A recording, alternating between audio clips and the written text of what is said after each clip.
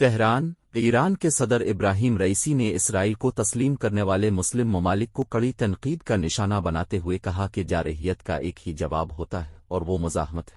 Iran की सरकारी खबर रसां इदारे के मुताबिक ईरान में इस्लामी इत्तेहाद के लिए मुनक़िद करदा बैन अल-अक़वामी कॉन्फ्रेंस की इफ्तिताही तकरीब से खिताब करते हुए सदर इब्राहिम रईसी ने कहा कि इसराइल को तस्लीम करने वालों ने शिकस्त खुर्दा घोड़े पर पैसे लगा दिए हैं। सदर इब्राहिम रईसी ने मजीद कहा कि मुस्लिम ममालिक का सहूनी हुकूमत के साथ ताल्लुकात को मामूल पर लाना एक पसमानदा अमल है।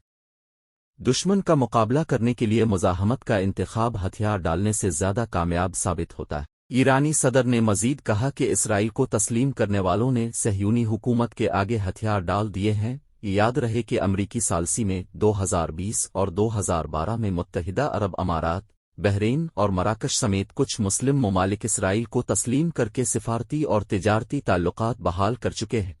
अमरीका ने यह दावा भी किया है कि सऊदी अरब और इसराइल के दरमियान ताल्लुकात की बहाली का मुआहदा आखिरी मराहिल में है। इसराइल ने भी तस्दीक की थी, जबकि सऊदिया का मौक़िफ़ है कि फ़लस्तीन के दो रियासती हल तक कोई मुआहदा नहीं हो सकता।